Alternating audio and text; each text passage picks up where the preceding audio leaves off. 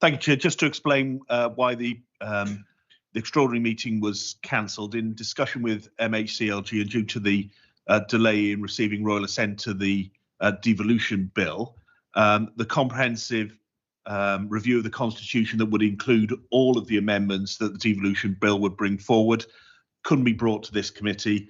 And rather than take a piecemeal report with some amendments and then not all of them that would affect the voting decisions, a comprehensive set of amendments to the Constitution will come to this committee for review as is required by the Constitution, so that you will get those as a consolidated bunch before they go to committee then for final confirmation. So that's the reason why that's been delayed. And we've done that in consultation with MHCLG, who have confirmed that that will not affect our application for established status or integrated settlement. Thank you, Bob. Does anybody have any questions for Bob about that? No? Great. So I'd like to welcome everybody to this meeting, but I won't welcome the general public because they're not here. Hopefully they're watching on YouTube. So can we start with introductions for councillors, please? Thank you, Chair. Councillor Jonathan Hucker, Bristol City Council. Councillor Toby Simon, Bath and North East Somerset Council. I'm Councillor John Bradbury from South Gloucestershire Council, substituting for Councillor Dave Addison. Nicholas Coombs from Bristol City Council, substituting for Stephen Williams. Good morning, Councillor Ben Burton, member for French Inn, Down End on South Gloucestershire Council.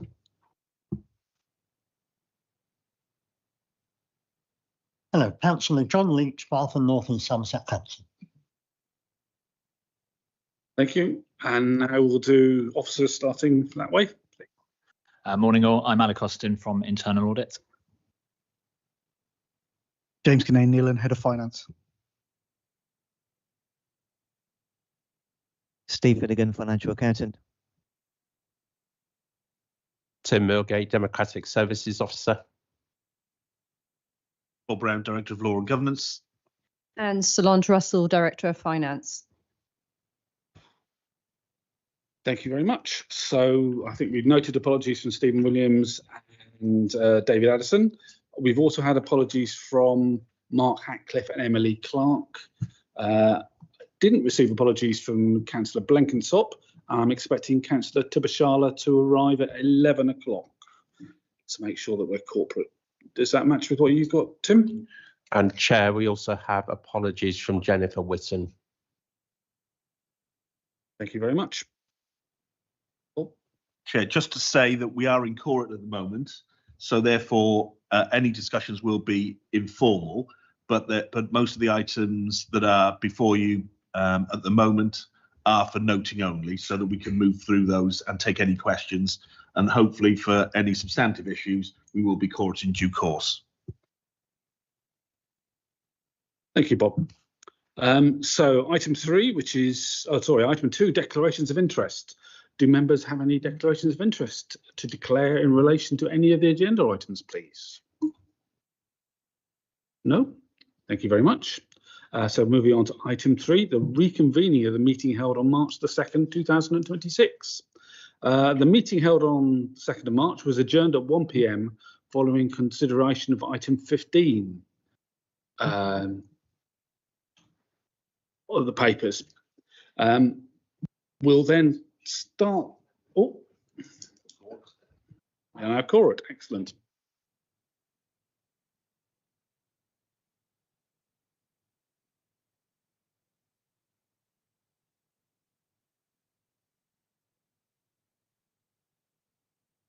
Would you like to introduce yourself as you sit yourself down, please?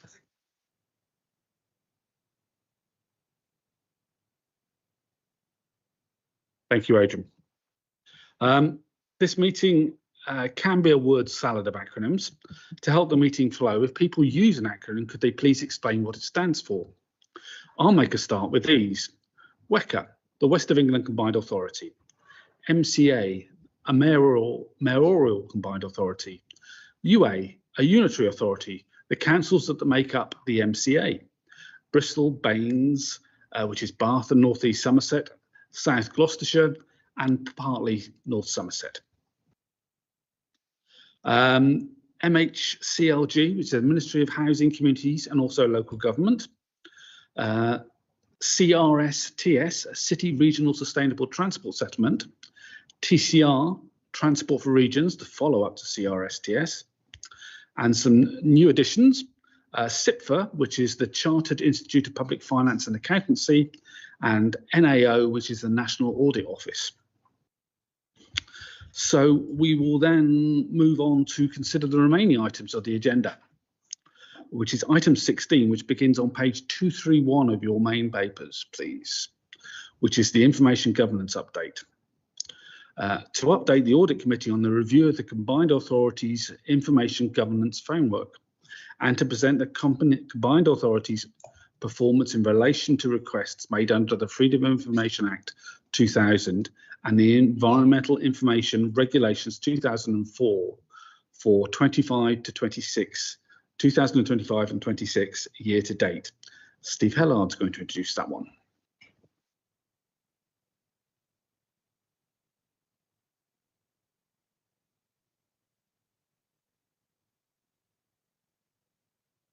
Thanks, Tim. Good morning, everyone. So purpose of this report is twofold. One is to update you on the review of the Combined Authorities Information Governance Framework. Secondly, to present some statistics to you for our compliance with Freedom of Information Act requests. This is the first of what I would suggest should become a regular quarterly report to this committee in terms of being able to report on all things information governance. You'll remember from the previous meeting that your terms of reference have been amended to give you responsibility for information governance. So this report will be an important part of the audit assurance in that regards. So dealing firstly with the information governance framework. So what is an information governance framework? Well, essentially it's a framework of policies, processes, controls for managing information assets, ensuring data is secure, accurate, available and processed legally. At the moment, we're in the process of reviewing the Combined Authorities Information Governance Framework in light of the strategic context of extending regional devolution and achieving the integrated settlement. In terms of the review that's happening, we're working closely with the digital and data strategy. So we can ensure that the two dovetail together, they're not contradictory, they complement each other and they use the same sort of language. And the structure and framework of the proposed information governance framework will include the matters that I've listed at section 9 of the report. So I'll just take you through those briefly. So first of all, it will set out governance and accountability for information governance. Obviously, you play a part in that.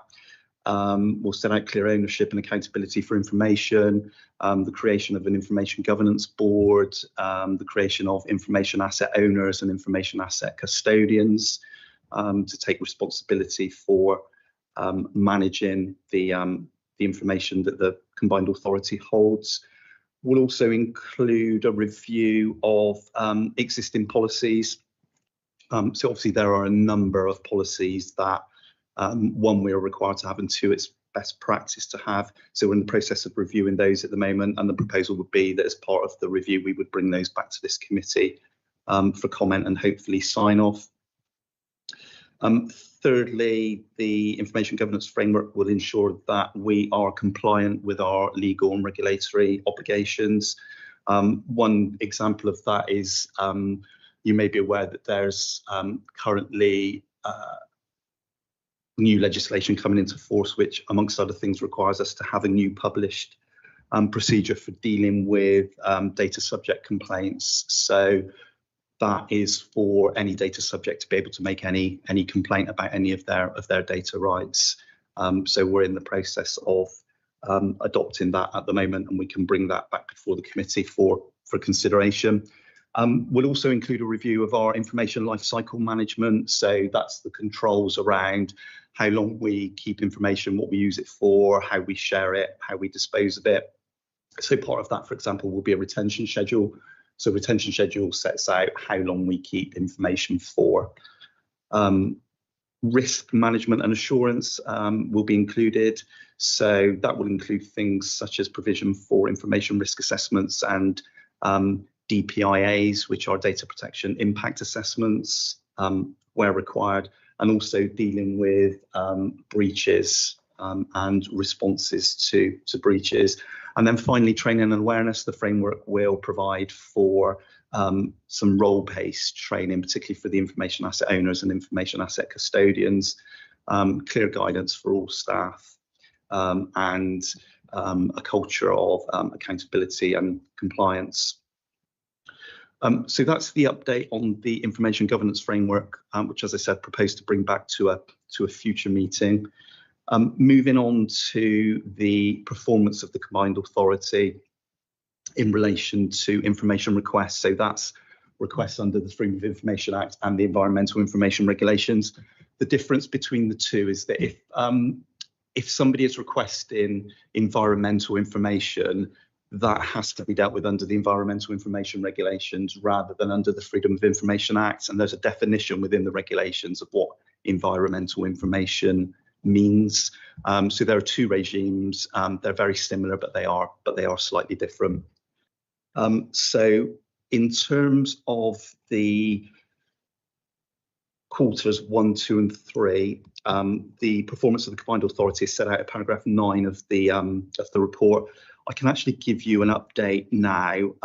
Obviously, this report was previously coming to the original hearing. We've now gone past year end, so I can update you that our year end figures were 175 requests received, with 90% of those requests dealt with on time.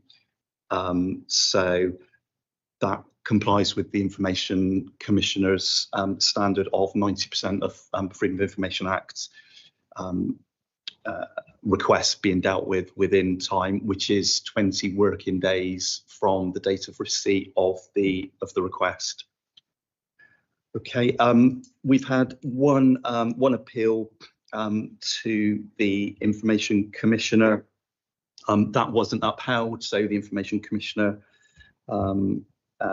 said that we had dealt appropriately with that particular request. We did receive a number of reviews. So under the Freedom of Information Act regime, if we respond to a request and the requester is unhappy with how we've dealt with that request, they can ask for an internal review. That review is then dealt with by obviously a different officer to the one that dealt with the original request. So we've had three reviews within that period. 2 of those were dealt with within time. If somebody is then unhappy, still remains unhappy following the review, it's at that point they have the right to appeal to the Information Commissioner. Okay, so there's a 2-stage internal process, if you like, before it can go to the Information Commissioner. And as I said, we had one complaint that was escalated to the Information Commissioner, but wasn't upheld. So, as I said, I would propose that I bring this report to you on a regular basis, to include a general update on information governance, but also to bring you the stats on a quarterly basis. It will obviously be quarterly in arrears. So we suggest that for the next meeting, I would bring the stats for quarter 1 of this year. If there is any additional information other than that that's reported in those stats that you would like to see, please let me know and we can see if we can bring that information to you. I'm happy to take any questions. Any questions? John, Councillor Bradbury, sorry. The public information, access information on page 234, just wondering if there's any benchmarking information available as compared with other combined authorities. I mean, 92% looks very good. Yep. What about other combined authorities? Any information on that, please? I can certainly look to bring that back. Not all authorities will publish that information, but what I can do, ready for the next meeting, is I can contact the other combined authorities and see if they do make that information available and bring that back to the committee. Thank you. Only if other members are interested in that information. Yeah. Thank you. Point of clarification, though, I can give some more information on that. Bristol City Council had over 900 FOI requests over that similar time frame. I don't have details about the figures, but they do come to audit committee, don't they, Nick, about that sort of stuff. Councillor Simon. Thank you, Chair. Firstly, I welcome this reporting. I think it's important we should do it, but I'm not sure it needs to be quarterly, granted the pressures on our agenda. I would suggest every 6 months was more appropriate. Secondly, I had a feeling that this authority under the previous mayoralty was quite defensive about things. It may have answered given an answer, but was it a helpful one, as it were? I hope that under the present mayoralty, the climate is rather more open and helpful.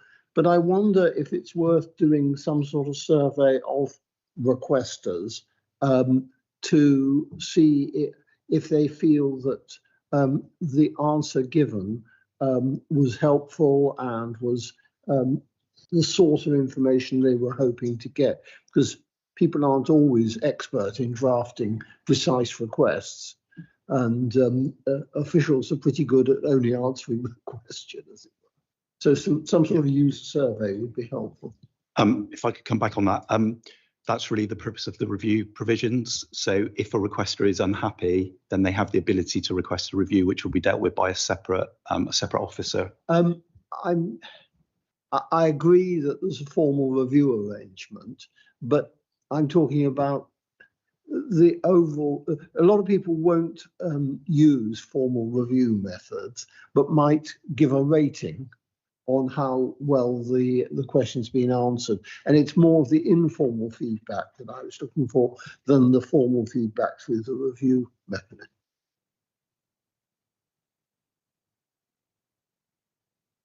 Chair, it's a statutory process. I mean, there are statutory regulations in terms of what information needs to be provided. It is a freedom of information process rather than have we provided you with sufficient information. I think if people are after us providing a certain amount of detail or perhaps background or other things or policy context, I think that's a different route to this. This is a statutory process. I think we'd be happy to be held to account to the statutory duties that we have, rather than it being an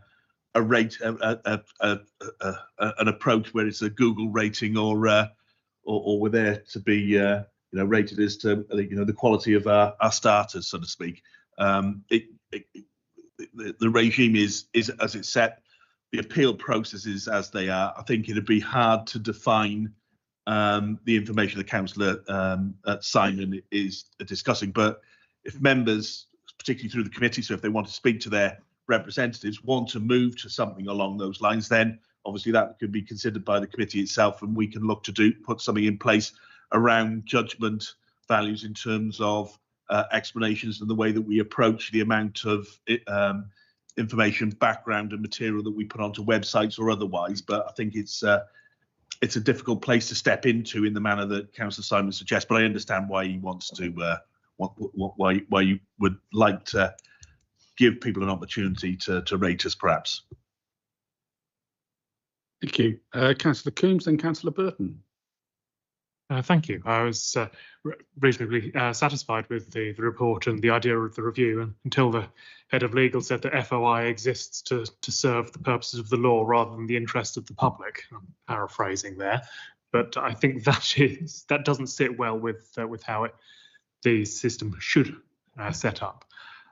Looking at the report, I think the request for context is helpful, and also, as you move into more frequent reporting, I suggest including prior quarters and prior years in the report so that performance trends can be identified. So if the first 3 quarters of the last year resulted in a 92% response rate, but the final quarter dragged that down to 90, then that suggests that over the last 3 months we've been performing at around about early 80s, 85%, which is below the Information Commissioner's target. So putting that context in future reports, I think, would be helpful to the committee. Thank you, Councillor Burton. Thank you, Chair. Just 2 points. First is to follow on from the point Bob just made. I'd agree. It's an objective assessment under what the Freedom of Information Act says needs to be provided.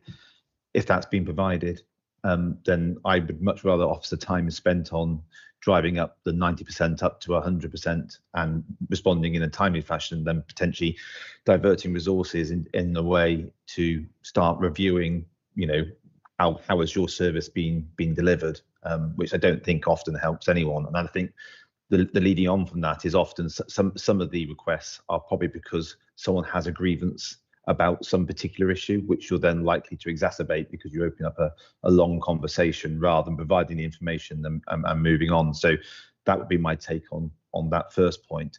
The second point was just a query in terms of this. The nature of this is very data heavy and very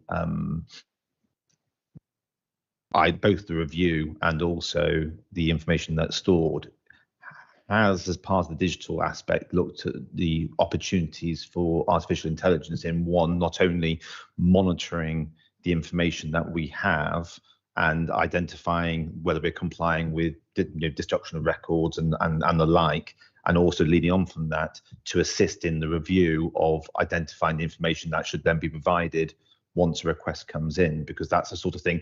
I'm not saying it should go straight out without review, but it will certainly help presumably officers to say, well, there's a starting point. That's what AI has determined this request is about, and then it be effectively checked and then sent to help and delivery times. So we don't use AI in relation to FOI at the moment. So it's largely a manual process at the moment. I think there probably is an ambition under the digital and data strategy to move more towards that, if possible.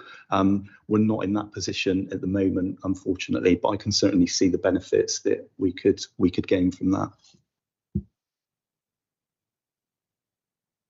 Thank you. Any more questions? So I'd like to assert we have noted that report.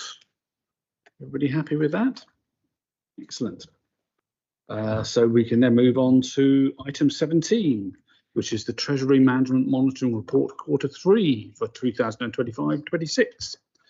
This quarterly report provides a review of performance to 31st of December 2025 and includes the new requirement in the 2021 code, mandatory from the 1st of April 2023, of quarterly reporting of the Treasury Management Prudential Indicators. Steve Finnegan is going to enlighten us. Thank you, Chair, and good morning, everyone. So the key points from the report then. The overall investment balances, as at the end of Q3, fell by 25 million from the previous quarter to £485 million. We continue to use the list of approved investment options and counterparties as per our Treasury management strategy and operate within the framework of the SIPFA and Prudential codes. Total investment income was 17 million, and that was at an average rate of 4.6%, with full-year income return expected to be in the region of £22 million. The capital value of the pool funds had improved since Q2, with the capital loss at 3.4 million. All the Treasury Management Prudential indicators are within their target, and we will bring a full-year outturn to the next committee meeting. I welcome any questions. Councillor Hucker. Thank you, Steve. Are you in a position at the moment to update us on what the year-end position was with regard to investment balances and also the value of the pooled funds? I am, yes. Investment balances were in the region of £460 million. They're still quite high.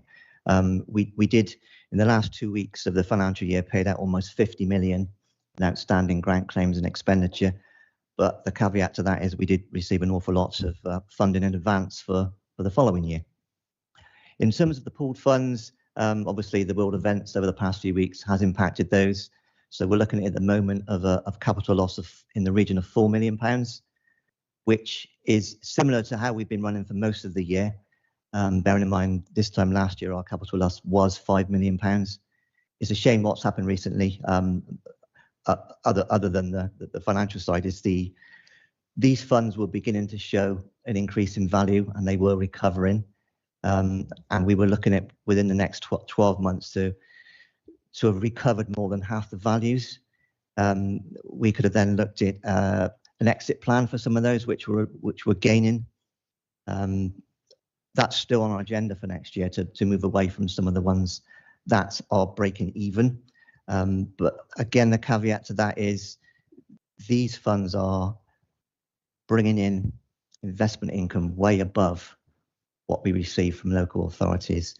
Yes, there is a capital risk, but on average, the last 5 years, they've been bringing in above 5%. So that's the position we are at the moment. Thank you. Yeah, so effectively it's a case of swings and roundabouts on that, but I would hope that when the geopolitical situation settles down, that we would see something of a recovery in the pooled funds. I've got a question actually on the authorised counterparties. In the report, it says that counterparties should be signed up to the UN Principles of Responsible Investment, UN Principles for Responsible Banking, the Net Zero Banking Alliance, and the Net Zero Asset Managers Initiative. I didn't actually see this in the Treasury Management Strategy Statement that came to Audit Committee in December 25. So I wondered if this was something new, or if it existed in December 25 but wasn't reported in the Treasury Management Strategy Statement. Yes, it did exist as 2025. We brought a paper on this, I think, about a year ago. So each quarter we've then added this section to all our Treasury monitoring reports. Within the Treasury strategy, it doesn't specifically list all those organisations. It's incorporated within the overall paragraph that we will endeavour to invest in banks, etc., that have signed up to these organisations. Okay, thank you for clarifying that. It's my understanding, and please correct me if I'm wrong, but it's my understanding that the Net Zero Banking Alliance was shut down in October 2025 after a mass exodus of banks. Is that the case? That has been the case, yeah. Most organisations have withdrawn from that and it has closed down. Thank you for clarifying that. Thanks. Councillor Simon? Thank you. Just following up on the pooled funds, there's been quite a lot of disruption in certain sectors of the credit market, particularly those focused on US retail investors. If we are mainly in wholesale funds and suitable for institutional investors, that's less likely to be a problem. But has an evaluation been undertaken of the effects of these changes in the credit market in the US? Internally by us, no, but it has been covered by Arlene Close, our Treasury advisors, and they have advised us that we are able to continue in the funds we currently use, and they've not impacted. If we can keep in touch with Arlene Close about that, it would be helpful. We would do. Any more questions? Councillor Coombs. Thank you. Just to check my understanding then, so the vast majority of the combined authorities money, which is grants that have been paid to the combined authority but not yet paid out to the UAs, is held with government, including local authorities, so at a rate of 4.7% return, and then about 10% of it, maybe 50 million, is with the pooled funds. And over the last 2 years, those funds have in both of the last 2 years, so you've mentioned maybe previous years as well, those funds have lost £3-4 million a year. But the paper says that the average return is still 4.6%. So that's clearly over a longer period of time, but that still seems to be less than the return from the safe investments of government. The pooled funds, we've been in most of those funds since 2019 and a couple before that. They average just over £2 million income on those investments per year. So in total, it's in the region of £12 million we've had return on those investments. The local authorities, that market isn't really driven by the base rate, for example, and what we could get with banks. And in these pool funds portfolios, it's very much a supply and demand on how many other local authorities need to borrow cash. This time of the year, there's not as many because most get their funding up front for the year. As we get to the back end of the financial year, those rates increase because there's less, there's more borrowers than there are actually authorities that are willing to lend. Everyone tends to hold on to their cash at the end of the year. The average rate we received last year of 4.6, that would include the £50 million or so of the pooled funds, which would be operating around 5%. The way we work with the local authorities, a lot of it we invest up front, so we know what interest rate we'll be receiving for the next 6 to 8 months, for example. Sometimes what we've done this year, we've invested a lot of our cash in advance of the summer market, so we're receiving between 4 and 4.30% for 2026 going into 27. The base rate is now expected to be held for the rest of the year at 3.75. We were expecting 2 cuts for this year, which is why we were making most of our investments in advance of the local authority market, so we were certain we could receive a rate above the interest rate. It very much is dictated. Both markets operate separately, so it's difficult to compare both like for like. Can I just follow up on the pooled funds? How do they compare to a benchmark? Because so over the last 2 years, I thought that stock markets are generally appreciated, but these funds haven't realised gains. How do we know that these are still the right funds to invest in? Well, we meet regularly with Arlen Close. They give us the advice that their advice, despite the capital losses, continue with them. We took out the funds on the basis that we would be a long-term investor, which we will be. Our cash balances remain high, and that's not expected to fall anytime soon. We do monitor them on a quarterly basis to make sure they are in fact what we still need. With the capital values down, the actual, in most cases, apart from the Royal London Cash Enhanced Fund, they've pretty much all fallen in value. So that also, we don't really want to realise those losses and come out of those funds whilst they are in fact returning good interest values. So that's why we're continuing with them. That's the main reason. So we're stuck. We can't cash out because it's losing money.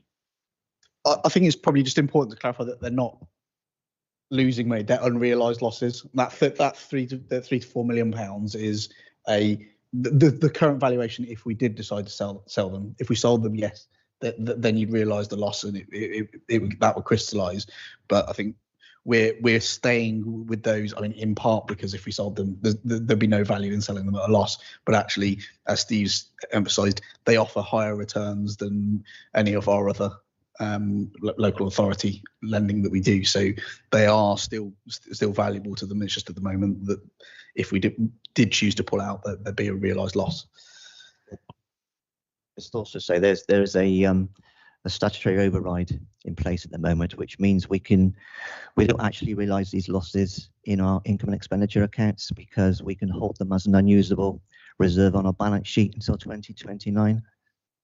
And we are actually carrying a Treasury management reserve to cover any losses, which we've been building since 2019 when we first took them out. Thank you. Any more questions? So I think we need to consider this report as noted. Does anybody disagree that we've not noted this report?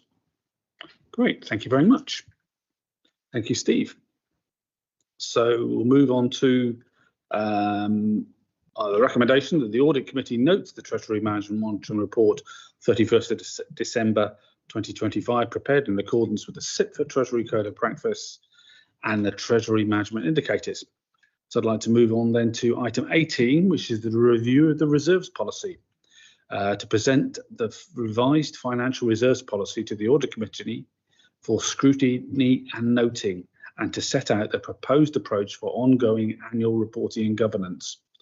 James Caninian will be introducing it. Thank you, Chair. So this paper brings forward the refreshed financial reserves policy. The previous version was approved in 2021. The main changes are clearer definitions of the key reserves, particularly the General Fund Reserve, Treasury Management Reserve, and Transport Levy Smoothing Reserve, and some slightly clearer benchmarks in terms of levels for the General Fund and the Transport Levy Smoothing Reserves. There's also a stronger link between reserves, the medium-term financial strategy, and corporate risk. And there's also confirmation that reserves will all be reviewed annually through the outturn process and the medium-term financial strategy process, with Audit Committee receiving regular updates. I don't know if anyone had any questions or comments. Councillor Hucker. Thank you, Chair. Yeah, I've got a couple of questions, please. The report states that well, as far as the Treasury Management Reserve is concerned, it says the authority will strive to maintain a reserve of an appropriate level. Now, I'm aware of the fact that there's a specific reserve with regard to the pooled funds, a reserve of 5 million. And I'm of the view, and I've stated this previously, that it was a mistake to invest in those pooled funds, but clearly I think it's sensible not to exit those pooled funds until the value has recovered. But the authorities set up a reserve, so in effect it's recognised the hit already on that. But besides that specific reserve, within Treasury Management, are there any other reserves? Is there a general reserve? Because it says we'll strive to maintain a reserve of an appropriate level. So is there anything else besides that specific reserve? No, there is just that risk. There is just that 5 million at the moment. That is the appropriate level of reserve that we need. Okay, fine. Yeah, and just a question on the General Fund. The report states that 5% is accepted practice. So I assume that the authority are following suit. Is there any particular science behind that, or is it just that it's accepted practice? There may be a science, but I think it's, as far as I know, it's just accepted practice on that one. Thank you. And if I recall correctly, our external auditors also advise the 5%. So it's in line with the recommendation.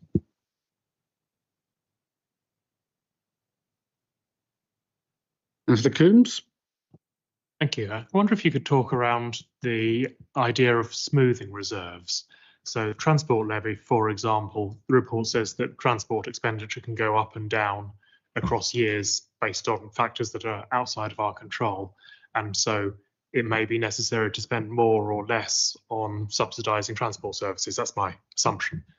So if the requirement is 1 year you would spend more money, another year you'll spend less money, how can you calculate what 5% is? Because the reserve policy is to just have 5% of the value in the bank at all times. That doesn't suggest that you would ever draw down on it. So again, this one's a sort of a strive to have that. We've held that level in the past.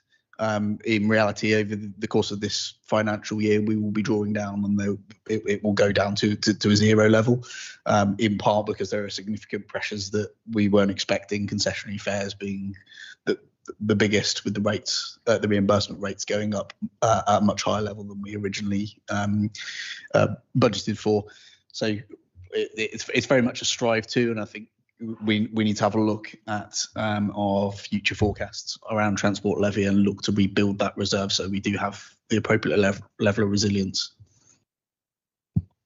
So do you think that the policy as proposed, are we reviewing it, or the policy as presented explains that that reserve policy as you've just explained it to me?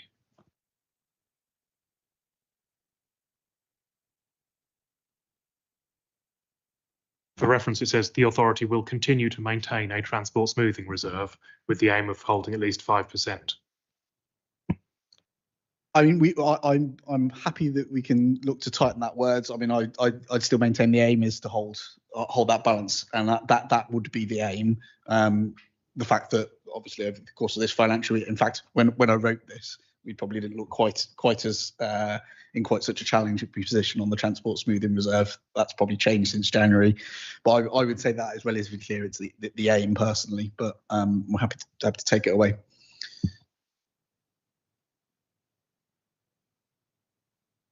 Any more questions? So I've got a couple of questions, please, James. What would have made this report slightly more useful, I think, to the committee is if we'd had some guidance about how big these actually reserves actually are. So 5% of what, and what does that actually equate to a monetary figure, so that we can work out the scope of what this report is. Also,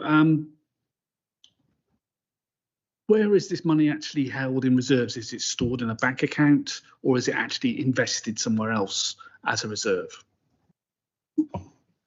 So the 5%, it does state is 5% of net annual revenue expenditure, and it's 5% of expenditure on the transport smoothing, the transport levy smoothing reserve as well. The reason that I've not put any values into that is because those values obviously change annually, and it's the policy. So alongside this, when we have the outturn report, there'll be some actual numbers around it. Will give us a bit of a benchmark. It was primarily so we didn't have to continually updating numbers in the policy every year, that we chose to go down that route. And then hang on, there was a second question as well, wasn't there? Where's the money actually? Where does it rest? So it would then factor into sort of our cash flow management and our treasury management approaches. So it's not just sat there doing nothing. It would form part of our treasury management activity, and it is invested and will get a return. So a follow-up question to that is that there are some climate change implications to this report, despite the fact that it says there are none, because I think we do need to make sure that we're not investing in, say, fossil fuel extraction, which then leads to one of our greatest corporate risks. So I think it would be good to have a statement to that effect, that we do not adversely affect the risks of the mayoral combined authority by making our investment decisions, please. Would that fall more in our treasury management policy rather than this document, though? Does it note that in this document? I don't think it does. I do think, based on how you've described it, I do think that falls into our treasury management strategy. But does this document say that it invests according to the treasury management policy? Because I can't see that. We can put a footer if that's helpful. It's due to come annually, so we can add it in next round. We can add a footer to say. I think that would be useful and consistent. Yes. Any more questions? No. We are requested to note this, two things actually in this report, that we note the revised financial reserves policy at Appendix 1, and we note the proposed arrangements for annual reserves reporting and oversight through the Audit Committee and year-end outturn reporting. Everybody happy to note that? Excellent. So let's move on to item 19, and I'd like to welcome Councillor Tibashala to the meeting. Item 19, which is the United Kingdom Shared Prosperity Fund, to provide an update to the committee on the UKSPF programme as it comes to an end in September 2026. Please note that the report has been updated since its original publication. A link was provided in the committee agenda, and Anthony Caulfield is to introduce. Thanks, Chair.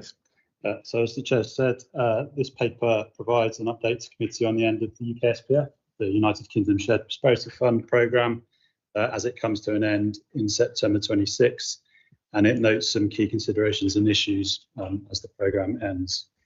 So I'll just walk you through the paper. So it gives you background to the fund and its period, and then it talks a little about the scale of the funding as compared with other MCAs and other places around the country, and the method that government used to allocate that funding.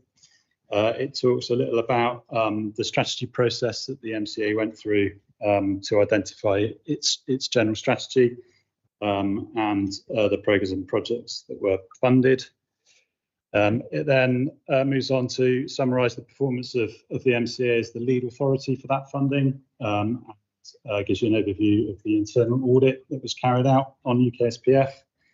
And then it finishes with key considerations as the funding stream ends, and talks a little bit about what comes next, and highlights talks that some projects will end, and gives a route to continuation for others where there is strategic fit. And then Appendix 1 is a summary of the entire programme, so all the projects that were funded and the types of outputs that were delivered through them. And I'm happy to take questions. Thank you. Any questions? Councillor Hucker, Councillor Coombs. Thank you, Chair. Yeah, thanks for the report. I don't know if this seems like a stupid question, but the report states that the amount that WECA received was low compared to other combined authorities. And it was calculated based on a formula, but I couldn't see sort of what the key inputs to that formula actually were. Was it sort of population? I wonder if it's possible to enlighten us to some degree.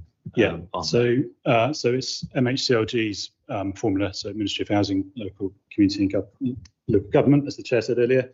So yeah, so they applied a national formula that took account of basically needs-based stuff, so indices of multiple deprivation, population, unemployment, those kinds of things. But the formula is published by MHCLG. Okay, yeah, thanks for that. Thanks. Councillor Coombs. Thank you. With the close of the programme, will you be doing an evaluation about how, I suppose, firstly, was the investment effective, and secondly, what can we learn as a combined authority about choosing investments in the future? Yeah, so we're ready to be part of a national evaluation, and we expect MHCLG to kick that off when the programme does formally end. Each of the projects and programmes that we funded is required to engage in that evaluation. So we're kind of fully ready to engage in MHCLG's national evaluation. Lessons learned, there could be wider lessons learned about unring-fenced pots of money and how they're allocated that we could bring back. It's helpful. So looking at individual programmes which we've been given data on, it seems like the investing in material things, we're quite good at that. We were targeting 40,000 square metres of tarmac. We put out 50,000. People and skills a little bit harder to quantify. So the We Work for Everyone programme helped 1,112 people to support to gain employment, but of those, the ones that were employed after 6 months were 10. So it's a 1% success rate on that programme. Is that something that would fall into the evaluation? Yeah, so the benefit that We Work for Everyone has as well is that it's also funded through other MCA funding streams. So when that programme ends, it will be subject to a full evaluation via the MCA. Any more questions? Councillor Tubshala? Thanks. Yeah, I think this was such a great program, because some of this money was not necessarily ring fenced. So I guess you could pilot and test some initiatives. At the back of that question, I think it should be quite useful to be able to get an evaluation of the collective projects to see what were the most successful and what weren't, and what lessons we can learn from there. However, looking at some of the funds that went more towards business support and city centre, at the back of what's happening within our city centre, which is emerging and urgent, I wonder what is this initiative, this programme going to do immediately, as opposed to after the lessons learned and everything else, because then we may have a gap in terms of implementing some of those good outcomes or some of those shortfalls, especially with supporting startups, when we're seeing a lot of the rise in business rates and so forth, national insurance. So we've done this training, businesses are being supported, but now they've got additional pressure. So I'd like to understand that piece. Secondly is, from any of these local authorities, I'm assuming this would have either been their full-time staff, or they may have contracted additional staff to actually help them with delivering these projects. What is the fall in terms of those that were contracted and staff, that this project's non-continuation has had an impact on other local authorities, and what's being done to resolve that? That'd be great. Thanks. So I think it was a question about what happens when this funding stream ends, and whether there's continuation funding for key programs. So in this last financial year of the fund, so 25-26, it's been used to fund local generation schemes amongst the UAs, and also the Regional Business Support Service and the We Work for Everyone programme. All three of those things have secured kind of continuation funding through WECA's investment fund, so that there shouldn't be a gap in programme delivery. They should carry on with their MCA funding. And then in terms of staff, kind of the same applies. So certainly local regeneration and the Regional Business Support Service, some of those funds are funding UA staff. So again, the end of this programme shouldn't leave a funding gap for key staff in the UAs.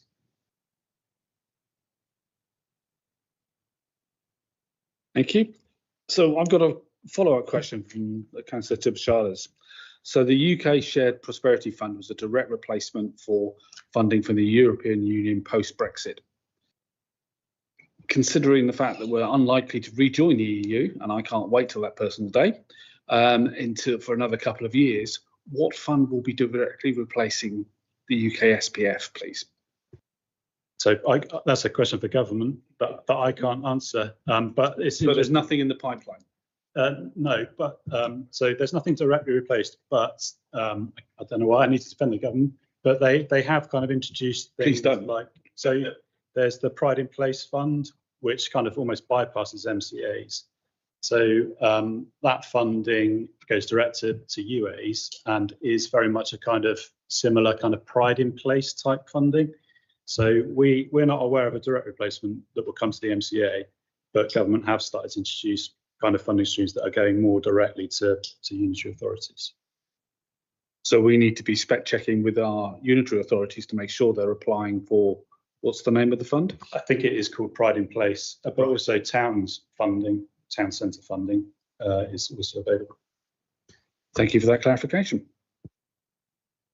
Charlotte? And yes, it's good to know that those things are joined up. However, the Pride in Place funding is designated for specific areas, and other areas are then in a vacuum, whilst other areas have got this. So therefore, I'm hoping that this can be the catalyst where there isn't a Pride in Place strategy to then implement some of those good initiatives. How are we kind of assured that that would be the joint up thinking and approach, and how would we be able to see that the legacy of this project is actually still supporting local authorities to strengthen up either on their creative programs and so forth? So all UAs are able to submit business cases to the MCA for consideration that go up to committee. So the way to continue them would be for the UA to submit a business case for investment fund funding. So there are routes to continue all of this good work through other funding streams that UA staff will be well aware of.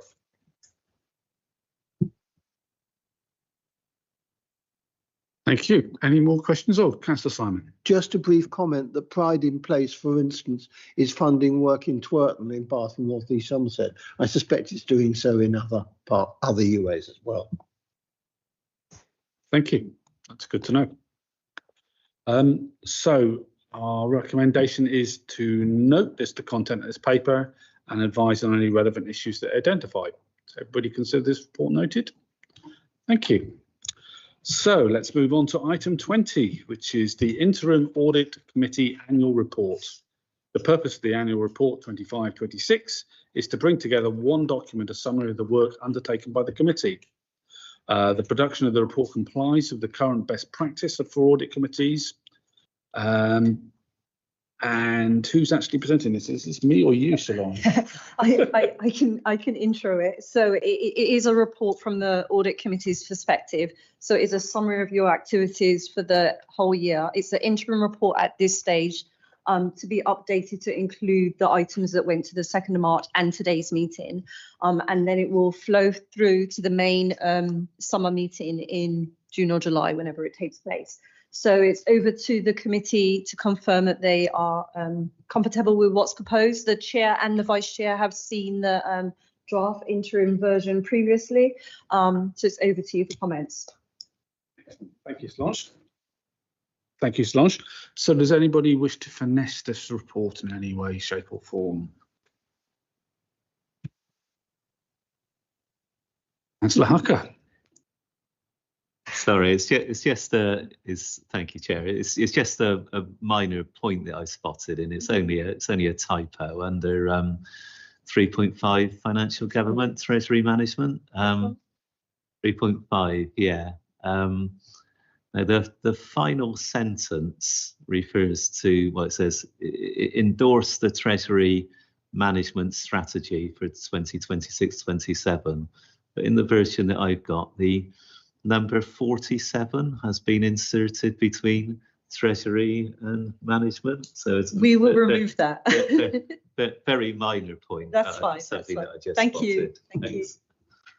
Thank you for your diligence, Councillor Hucker. So this is the one item we do actually have to vote on. So can I have a proposer for this report? Thank you, Councillor Simon, and a seconder. Thank you, Councillor Hucker. So can I ask for all those who want to vote against this report? And anyone who wants to abstain? Noted, Councillor Coombs. And who would like to vote for this report, please? Thank you very much. That's carried. So now we can move on to item 21, which is the forward work plan. The committee is requested to review and comment upon the committee's forward work plan, and Tim will be introducing this.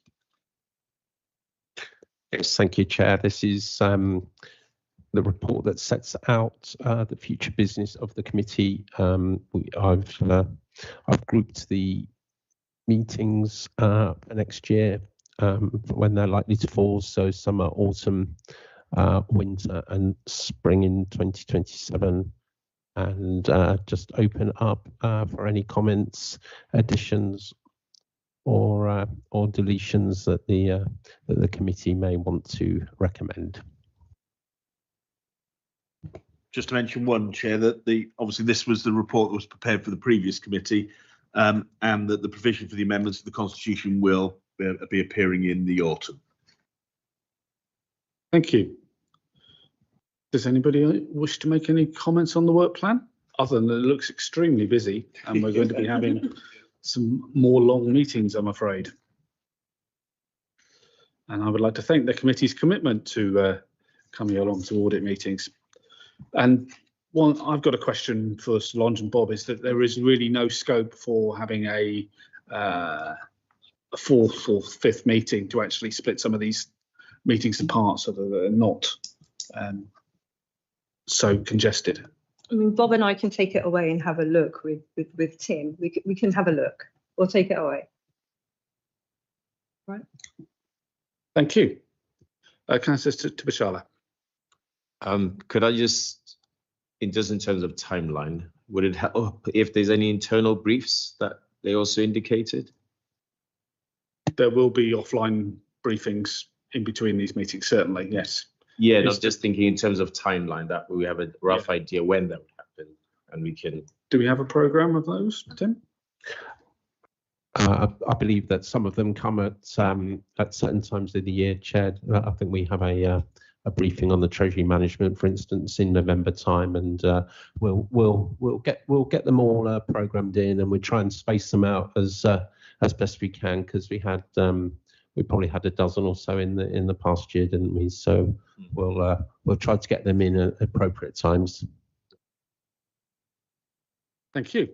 Any more questions? Councillor Harker. Thank you, Chair. Just a quick one, and I'm not sure if this question is entirely relevant or can be answered today, but previously the Chief Executive of WECA normally attended Audit Committee, but I don't think he was at the last one, and he's not at this one. Do we know if it's his intention to attend future meetings of the Audit Committee?